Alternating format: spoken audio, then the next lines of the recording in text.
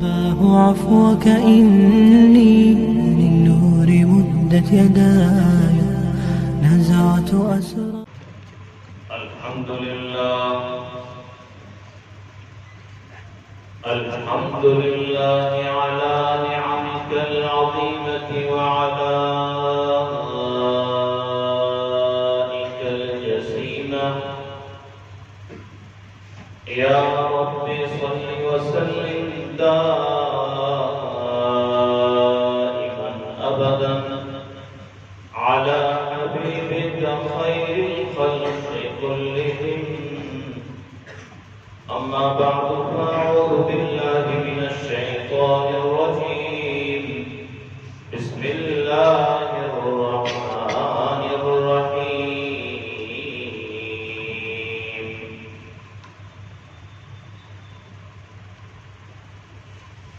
الحمد لله رب العالمين.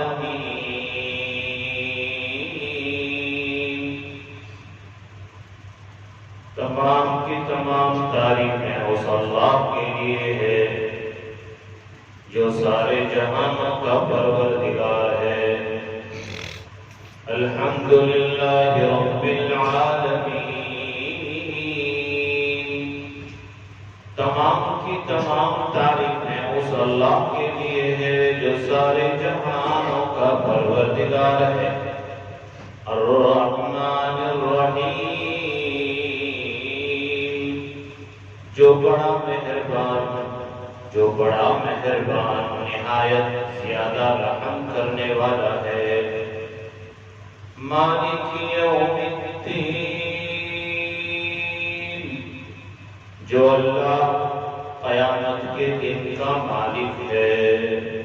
صدق اللہ مولانا العظیم.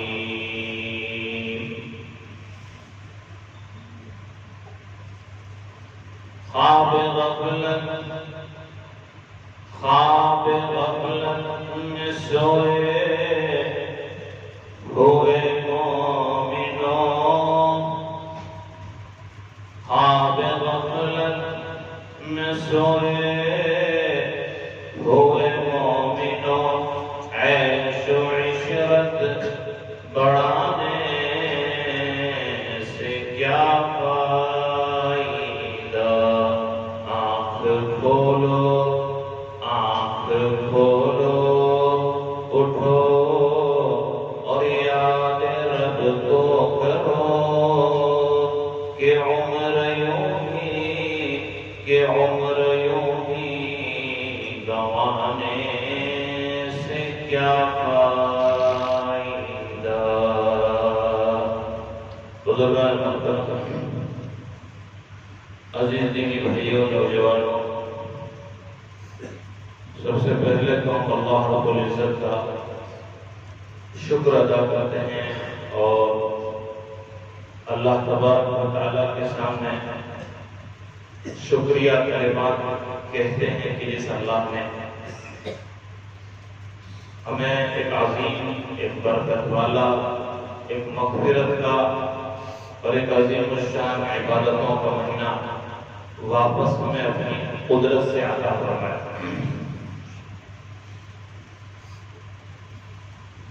پچھلے 2-3 سال ہمارے جو گئے تھے، ساتھ میں بیٹھنے سے ڈر لگتا تھا.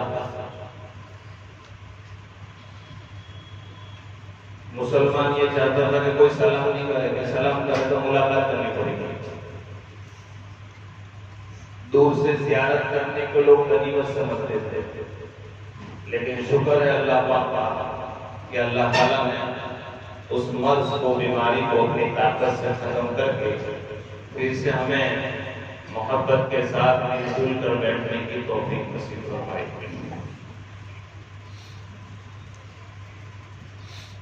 شروع کرتے ہیں اس اللہ کے نام سے جو زمین اور آسمان کا اکیلا مالک ہے. شروع کرتے ہیں اس اللہ کے نام سے جس نے ذرے سے لے کر پہاڑ تک اور قطرے سے لے کر سمندر تک ساری چیز کا مالک ہے. شروع کرتے ہیں اس اللہ کے نام سے جو انسانوں کا بھی مالک ہے اور جناتوں کا بھی مالک ہے۔ شروع کرتے ہیں اس اللہ کے نام سے جس نے سمندر میں پانی پیدا فرمایا،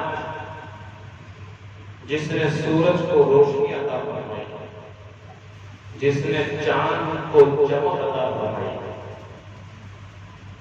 جس نے پھولوں کو تبسم عطا فرمایا، پھولوں میں خوشبو عطا فرمائی۔ شروع کرتے ہیں اس اللہ کے نام سے جس نے اپنی قدرت سے مٹی میں پھونک ماری تو آدم بولتا ہو گیا۔ شروع کرتے ہیں اس اللہ کے نام سے جس نے آدم علیہ السلام کو سب سے پہلے جنت میں رکھا۔ شروع کرتے ہیں اس اللہ کے نام سے جس نے نوح علیہ السلام کو بچایا اور ان کی نافرمان قوم کو تباہ کیا۔ شروع کرتے ہیں اس اللہ کے نام سے جس نے یوسف علیہ السلام کی کنویں میں حفاظت کی۔ تمام کی تمام تعریفیں اس اللہ کے لیے ہے جس نے مچھلی کے پیٹ میں یونس علیہ السلام کو بچایا۔ تمام کی تمام تعریفیں اس اللہ کے لیے ہے جس نے موسیٰ علیہ السلام کے لیے سمندروں میں راستے نکالے تھے اور اسی سمندر میں فرعون کو تباہ کیا۔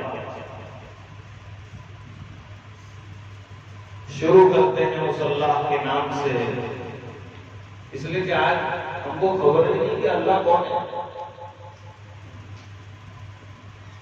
شروع کرتے ہیں اس اللہ کے نام سے میرے نوجوان بھائیوں کہ جس نے ابراہیم علیہ السلام کو آگ سے نجات عطا فرمائی تھی۔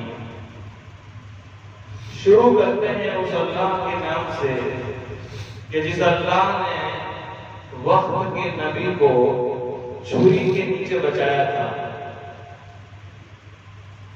اور شروع کرتے ہیں اس اللہ کے نام سے کہ جس نے بے زبان مخلوق کو روزی عطا فرمائی۔ بات اگر کرتے رہے اللہ کی، دن پورا ہو جائے گا، رات پوری ہو جائے گی، انسان کی زندگی ختم ہو جائے گی، لیکن اللہ کی تعریف نہیں کر سکتے۔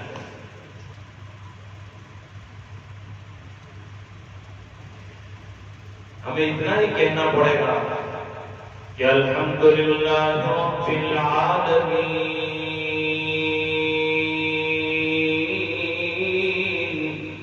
کہ تمام کی تمام تعریفیں اس اللہ کے لیے ہے جو سارے جہانوں کا پروردگار ہے۔ عالمین، جس طرح میرے بھائیوں یہ زمین ہے، اس کے اوپر اللہ کا آسمان ہے، کروڑوں لوگ دنیا میں بستے ہیں، اور ہندو، مسلمان، سکھ، عیسائی، مرد، عورت، سب کروڑوں کی تعداد ہے۔ اس کو ایک عالم کہتے ہیں۔ ایسے اللہ پاک کے دوسرے 24,000 عالم ہیں۔ وہاں کی آب و ہوا الگ، وہاں کے انسان الگ، وہاں کے جانور الگ۔ ارے دنیا میں نہیں دیکھتے، زمین کا گھوڑا الگ ہے، سمندر کا الگ ہے، زمین کے اوپر کے جانور الگ ہے، سمندر کے اندر الگ ہے۔ یہ ایک عالم ہے، ایسے اللہ کے ہزاروں عالم۔ اسی وجہ سے ہمارے نبی صلی اللہ علیہ وسلم کو جب اللہ پاک دھرتی سے اٹھا کر آسمان پر لے گئے، میرے بہت سارے ساتھیوں نے درخواست کی تھی اس مرتبہ کہ قاری صاحب ہر سال ہم معراج کے واقعے کو سننا، انشاءاللہ اس مرتبہ تھوڑا معراج کا واقعہ سنیں۔ جتنے بھی کوشش کرو گا اللہ تعالیٰ میں ہمت دے، اللہ میں طاقت دے، محبتوں کے ساتھ، اخلاص کے ساتھ کہ معراج کیا ہے؟ جب زمین سے اٹھا کر اللہ پاک آسمان پر لے جانا چاہتے تھے تو وہ تو جبرائیل آئے تھے. ہمارے نبی صلی اللہ علیہ وسلم ام ہانی کے مکان پر تھے، ام ہانی کے مکان پر تھے. عشاء کے بعد کا وقت تھا اور آپ سونے کی تیاری کر رہے تھے اور حضرت جبرائیل علیہ السلام جب بھی آتے تھے دروازے سے داخل ہوتے تھے، لیکن جب آپ کو معراج پر بلانے کے لیے آئے تو دروازے سے نہیں آئے، اوپر سے آئے. اب سوال یہ کہ بھئی اوپر تو بند تھا مکان، تو آئے کیسے؟ فرشتے کو آنے کے لیے دروازے کی ضرورت نہیں، فرشتے کو آنے کے لیے جگہ کی ضرورت نہیں. ہمیں اگر کسی مکان میں داخل ہونا ہو تو دروازہ کھولنا پڑے گا. اللہ کی یہ نورانی مخلوق ایسی ہے، اسے کسی جگہ جانے میں کوئی چیز کی تکلیف نہیں ہے. کتنا ہی دروازہ بند کر دو، فرشتے کو اگر آنا ہو تو کچھ نہیں. ارے ہم روزانہ نہیں دیکھتے ایک فلیٹ کے اندر بند ہے انسان، آئی سی یو کے اندر ہے، کوئی جا نہیں سکتا، پھر بھی موت ہوتی ہے کہ فرشتہ کہاں سے آیا ہے؟ روزانہ ہو رہا ہے نہیں، گھروں میں جنازے اٹھتے نہیں، پھر دروازہ بند ہے. کتنی لاشیں ایسی ہیں کہ مہینوں کے بعد پتہ چلتا ہے کہ وہ تو مر گیا. کون آیا ہے؟ فرشتہ آیا. کوئی نہ کوئی تو اس کی روح لے کر چلا گیا، کوئی نہ کوئی تو اس کی آتما لے کر چلا گیا. وہ اسرائیل فرشتہ تھا، اس کی ٹیم تھی، اس کو جگہ کی ضرورت نہیں، اس کو دروازے کی ضرورت نہیں. جبرائیل علیہ السلام آئے اور آقا صلی اللہ علیہ وسلم کو سلام کیے اور سلام کر کہا کہ اللہ آپ کی ملاقات کا انتظار کر رہے ہیں. کیا کہہ رہا ہے؟ اللہ تعالیٰ آپ کی ملاقات کا انتظار کر رہے ہیں. ہمارے نبی صلی اللہ علیہ وسلم اصل میں معراج کا جو واقعہ پیش آیا تھا وہ ہمارے نبی صلی اللہ علیہ وسلم کو سخت تکلیف دی گئی تھی، بہت تکلیف دی گئی تھی، اور آپ ہمیشہ پریشان رہتے تھے کہ لوگ میرے پر ایمان قبول نہیں کر رہے. اور حضرت خدیجہ رضی اللہ تعالیٰ عنہ کا انتقال ہو گیا. ہمارے نبی صلی اللہ علیہ وسلم کی بہترین بیوی، اللہ کے نبی کو ان سے بہت محبت تھی. حضرت فاطمہ کی ماں حضرت خدیجہ جو ایک بیوہ عورت تھی جن سے حضور صلی اللہ علیہ وسلم نے نکاح کیا. اور تعجب کی بات بتا رہا ہوں، ہمارے نبی صلی اللہ علیہ وسلم نے جتنے نکاح کیے 11 یا 13، جب تک حضرت خدیجہ تھی خدیجہ اور وہ زندہ تھی اور کوئی نکاح نہیں فرمایا. سارے نکاح حضرت خدیجہ رضی اللہ تعالیٰ عنہ کے انتقال کے بعد.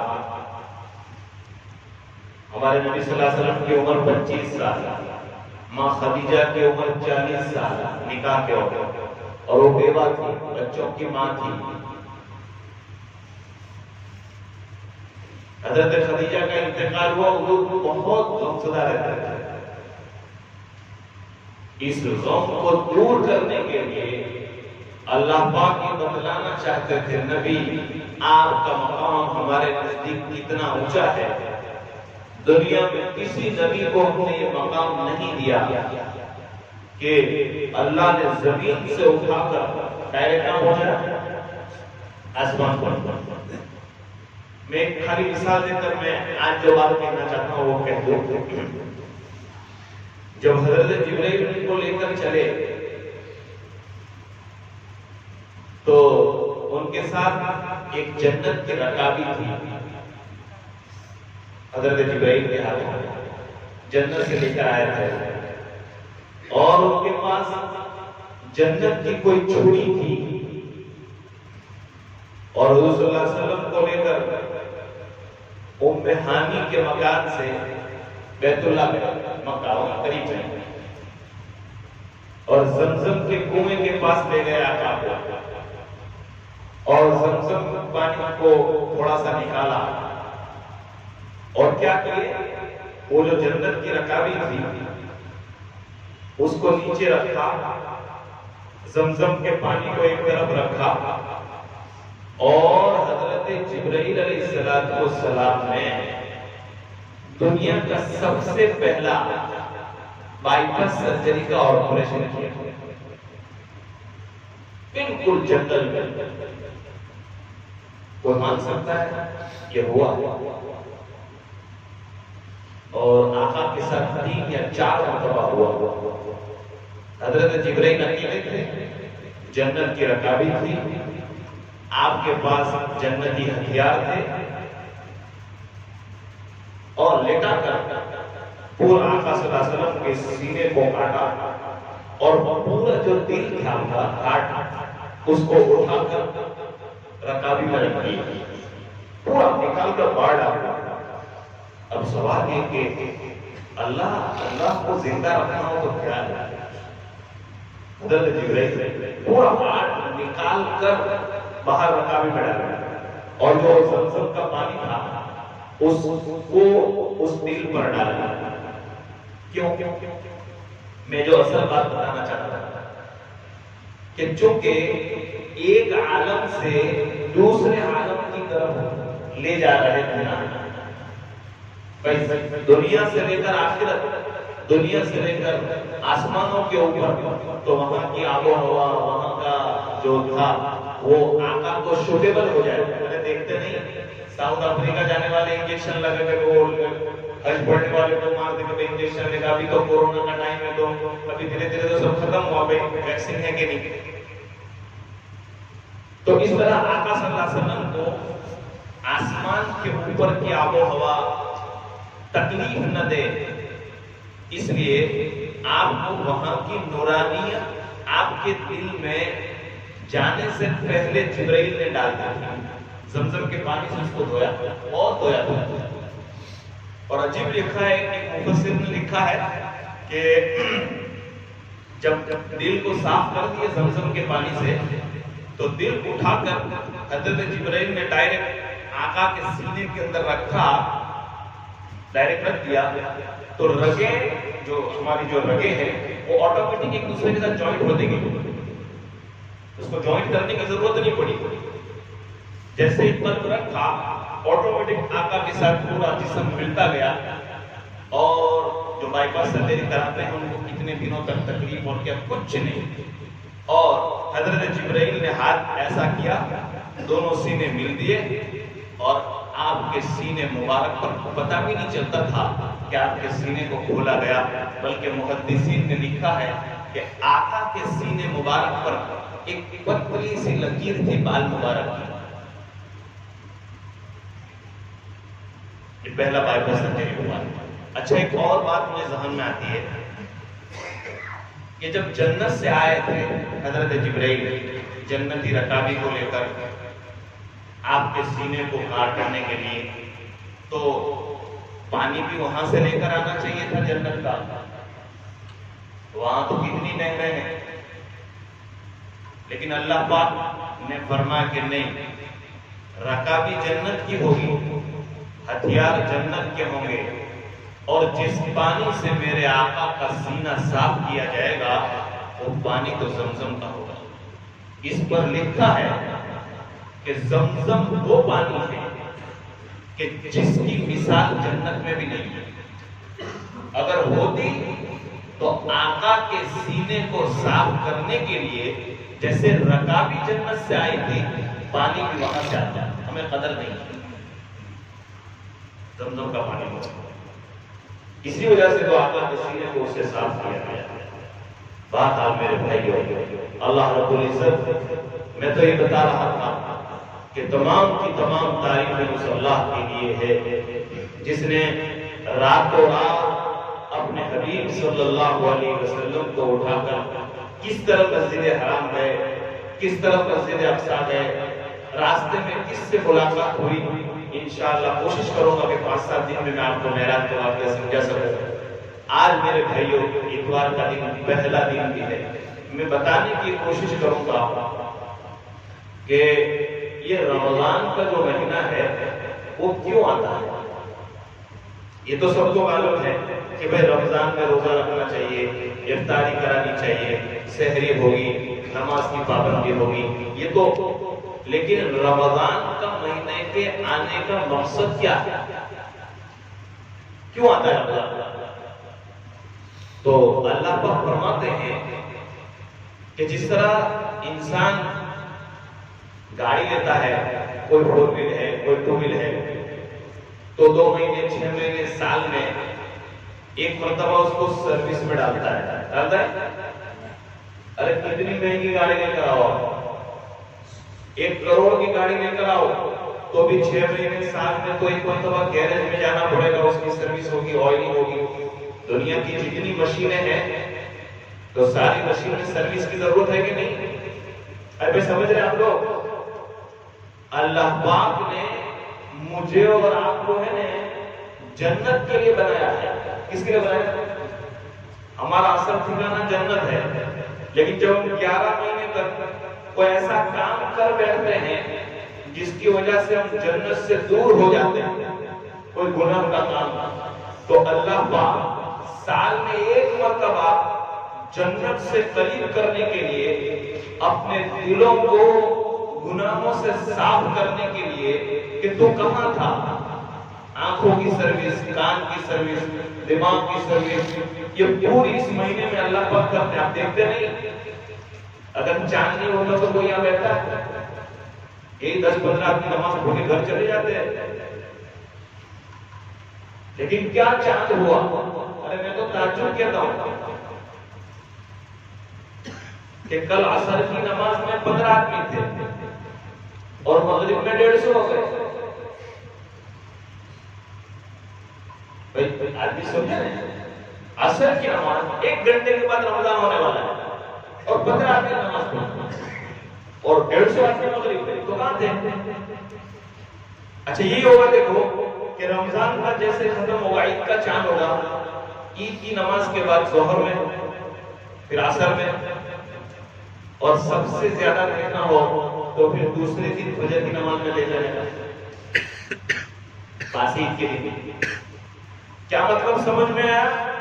کہ جیسے ہی رمضان کا چاند ہوتا ہے، اللہ مومن کے دل میں اللہ کی محبت، جنت کی محبت، آخرت کا شوق، نماز کا شوق، روزے کا شوق، جنت کا شوق، یہ اتنا ڈالتے ہیں کہ جگاری سے جگاری آدمی بھی 1 مہینے کے لیے اپنے آپ کو روکتا ہے۔ بھائی سمجھ رہے آپ لوگ؟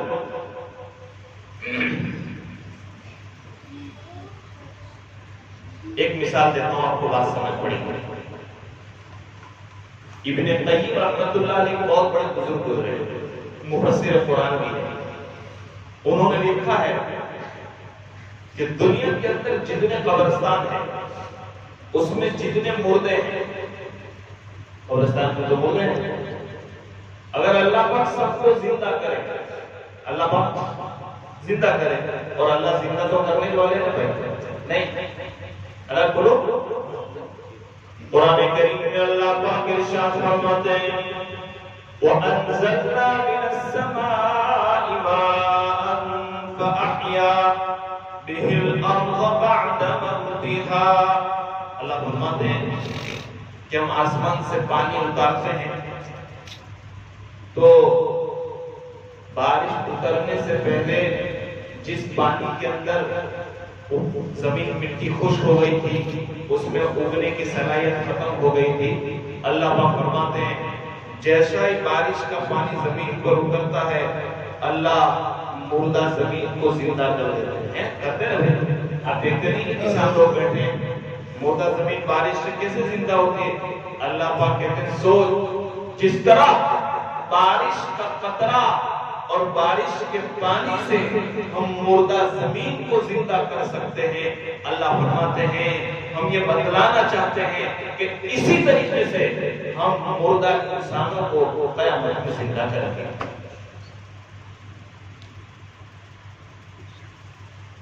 زندگی تو ہے، مرنے کے بعد کھڑا تو ہونا ہی ہے۔ ابن قیم فرماتے ہیں اگر اللہ سارے مردے کو کھڑا کرے اور یوں پوچھے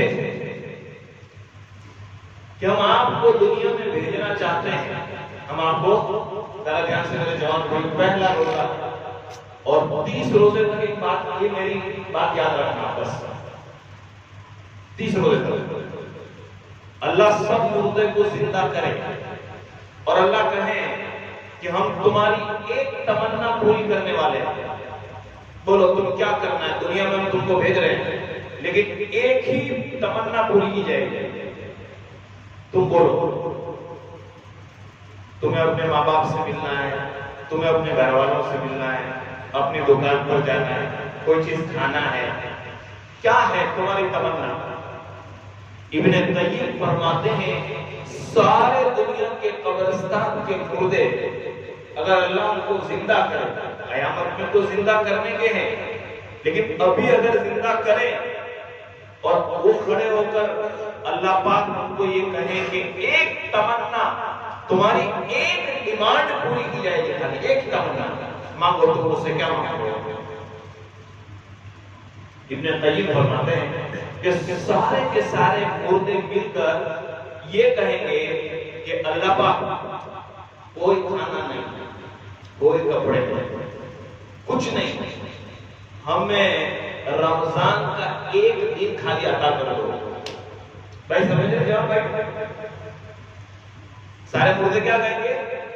اگر آپ دنیا میں بھیجنا چاہتے ہیں خالی ایک تمنا اگر ہماری پوری کرنی ہے آپ کو تو ہمیں کچھ نہیں، میری ماں کو دیکھنا، مجھے میرے باپ کو دیکھنا، میری اولاد کو کیا کر رہے ہیں مجھے کچھ نہیں، خالی مجھے رمضان کا بولو ایک دن دے دو۔ کیوں؟ اس لیے کہ ان کو قبر میں خبر پڑ گئی ہے کہ رمضان کا ثواب کتنا ہے۔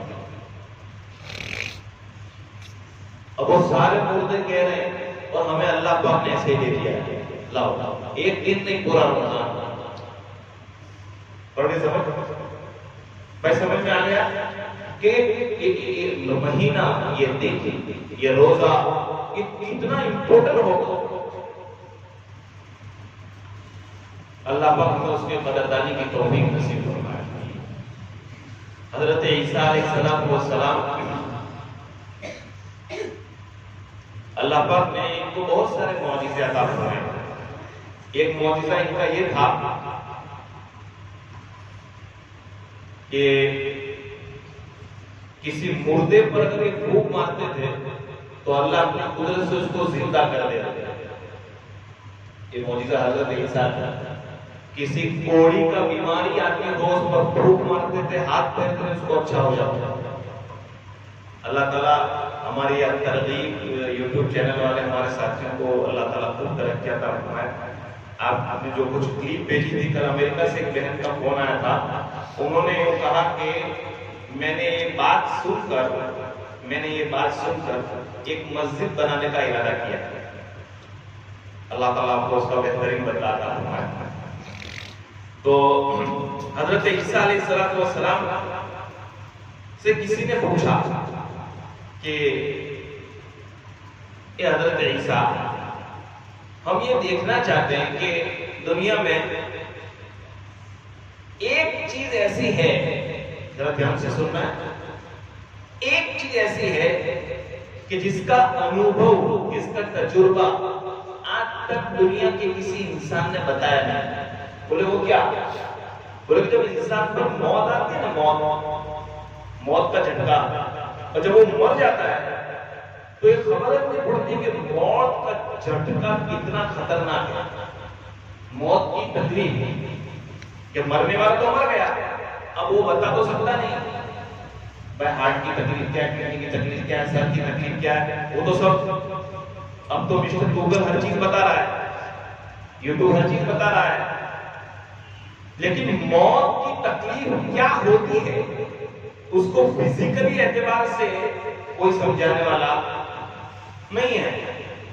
تو انسان اللہ نے تو آپ کو ایک معجزہ دیا ہے کہ کسی مردے پر پھونک مارتے وہ زندہ ہوتا ہے، تو آپ ایک کام کرو، ہمیں قبرستان سے گزرتے ہیں، آپ ایک پھونک مارو، ہم پوچھنا چاہتے ہیں کہ موت کیا چیز ہے، موت کا جھٹکا کیا ہے. بھائی سمجھ رہے آپ لوگ؟ چنانچہ عیسیٰ علیہ السلام ایک قبرستان سے گزرے، ان کے ساتھ ان کی ٹیم تھی پوری. عیسیٰ علیہ السلام ایک قبر کے پاس کھڑے ہوئے اور انہوں نے کہا کہ قم بِإِذْنِ اللَّهِ، قم بِإِذْنِ اللَّهِ، اللہ کے حکم سے کھڑا ہو جا. لکھا ہے کہ عیسیٰ علیہ السلام کے سامنے جب عیسیٰ علیہ السلام نے کہا کہ اللہ کے حکم سے کھڑا ہو جا، تو تھوڑی دیر میں اس مٹی میں حرکت پیدا ہوئی اور چند منٹ کے بعد اندر سے مردہ بار. عیسیٰ علیہ السلام نے اس مردے کو یہ پوچھا، دو سوال کیے، تمہیں مرنے کا کتنا وقت ہوا؟ کہا کہ وہ اندر تھوڑی پتہ رہتی کہ 2021 چلتا ہے لیکن 2022 چلتا ہے. اچھا تمہاری موت کب آئی تمہیں پتا ہے؟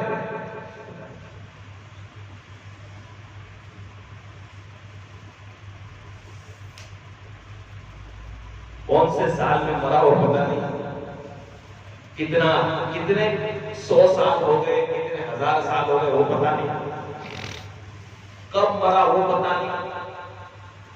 مردے نے یوں کہا کہ مجھے ایک چیز کا پتا ہے، اللہ اکبر، اور وہ یہ ہے کہ جس وقت میں مرا دنیا سے اور موت کی جو کڑواہٹ، موت کی جو سختی میری زبان پر تھی، ذرا دھیان سے سننا ہے، موت کی سختی آج تک اس کی کڑواہٹ میری زبان سے گئی نہیں. میری بات سمجھ رہے میرے بھائی؟ موت کی سختی سب بول رہے کتنے سال ہو گئے، لیکن موت کی سختی اور موت کی کڑواہٹ میری زبان سے گئی نہیں. اس لیے حدیث پاک میں آتا ہے کہ نیک انسان کی روح کو، نیک انسان کی آتما کو اللہ ایسے لیتے ہیں جیسے آٹا ہو آٹا. اور آٹے میں کبھی کبھی ہماری گھر کی ماں بہنیں جب آٹا گوندتی ہے تو اس کے سر کے بال اندر چلے جاتے، روٹی میں بھی آتے نا کبھی کبھی برکت کے طور پر چاچا، تو وہ آٹے میں سے بال نکال دینے کا، آٹے میں سے بال نکال دیتے، تو آٹے کو کوئی فرق پڑتا نہیں ہے. اس طریقے سے مومن اور نیک انسان کی روح کو اس کے جسم سے نکالا جاتا ہے کہ اس کو پتہ بھی نہیں لگتا. اور جو گنہگار انسان ہوتا ہے اس کی روح کو اللہ پاک ایسے نکالتے ہیں، حدیث میں مثال دی ہے کہ ایک کپڑا ہو، اس کو کپڑے کو کانٹے لگا دیے جائے، کانٹے ایک جگہ پورے کپڑے میں کانٹے لگا دیے جائے اور ایک دم سے کھینچو تو 10 جگہ سے کپڑا پھٹ جائے گا. فرمایا گنہگار کی روح کو اللہ ایسے نکالتے ہیں، اللہ حفاظت کرے، کہ جسم کا ہر حصے کے اندر تکلیف پیدا ہوگی. میرے بھائیوں، میں نے 2 باتیں آپ کو کہی، ایک موت اور ایک رمضان. کہ رمضان کیا ہے؟ ایسی کڑوی موت ہمیں نہ ملے، ہماری اولاد کو نہ ملے، تو رمضان کی ایک ایک لمحے کی قدردانی کی ہمیں کوشش کرنی چاہیے. ایک میں بار بار کہتا ہوں، یہ تفسیر اس لیے ہے کہ 2-4-3 کی باتیں سنیں تو ہمیں قرآن پڑھنے کا شوق پیدا ہو، ہمیں تہجد میں رونے کا شوق پیدا ہو. ایک درخواست کرتا ہوں اور پھر سبحان اللہ پڑھتا ہوں. ایک درخواست، آج اتوار کا دن ہے، بہت سارے ہمارے بھائی ہیں، ایک درخواست، آپ رمضان میں زیادہ قرآن نہ پڑھ سکو، اپنے کام کاج میں زیادہ نفل نماز نہیں پڑھ سکتے، زیادہ ذکر نہیں کر سکتے، بھائی روزہ رکھا، 5 ٹائم کی نماز پڑھی، تراویح پڑھی، کوئی حرج نہیں، کوئی حرج نہیں، کوئی گناہ نہیں ہوگا. لیکن ایک کام کر لو، ایک کام کہ یہ رمضان میں کوئی گناہ نہیں کروں گا. بھائی سمجھ رہے آپ لوگ؟ یہ تو کر سکتے ہیں. آپ 10 قرآن ختم نہیں کر سکتے، 10 تسبیح نہیں پڑھ سکتے، خالی یہ نیت کر لو کہ میں یہ 30 دن کوئی گناہ نہیں کروں گا. بھائی گناہ سمجھے تو گناہ تو آنکھ کا بھی ہے، کان کا بھی ہے، زبان کا بھی ہے. کسی کی غیبت نہیں کریں گے، کسی کی برائی نہیں کریں گے، آنکھ سے غلط دیکھیں گے نہیں. یہ نیت کر لو. اور اللہ کی قسم کھا کر کہتا ہوں روزے کا مقصد بھی یہ ہے. روزے کا مقصد کیا ہے؟ آدمی کے اندر گناہ سے بچنے کی طاقت پیدا ہو. یہ روزے کا مقصد ہے. تو مجھے امید ہے انشاءاللہ اگر آپ نے یہ نیت کر لیا کہ میں ہمارے بیوی بچوں کے ساتھ جھگڑا نہیں کروں گا، اگر اس نے 2 آئٹم بنائیں گے تو کھا لیں گے. سحری میں، افطاری میں بچوں کے ساتھ فون پر. میرے بھائیوں، آج کل سب سے بڑا گناہ جو ہے وہ آپ کا ہے کہ موبائل میں یوٹیوب پر ہم کوئی بھی جب جاتے ہیں تو اچھی چیز شروع ہونے سے پہلے بھی گندی چیز آ جاتی ہے. 1 مہینہ اللہ کے لیے گناہ کرنے کی نہ کرنے کی نیت کرو، آگے اللہ پاک آسان کر دیں گے. حضرت زید فرماتے ہیں جس کا رمضان جیسا گزرا 11 مہینے ایسے ہی گزرے. یعنی جس کو رمضان میں جھوٹ بولنے کی عادت پڑی ہے تو وہ 11 مہینے تک جھوٹ بولے گا ہی. 11 مہینے تک وہ جھوٹ بولے گا. جو جس کو نماز کی عادت پڑ گئی وہ 5 ٹائم میں اس کی ایک بھی نماز نہیں چھوڑی، اللہ رمضان کے بعد سے اس کو نماز کی توفیق عطا فرمائے. واخر دعوانا الحمدللہ رب العالمین. اگر کسی کو زکات کا، رمضان کا یا کوئی سوال کرنا ایک کاغذ پر لکھ کر دے دیں، انشاءاللہ آپ سب کو جواب دیا جائے گا. سبحان اللہ.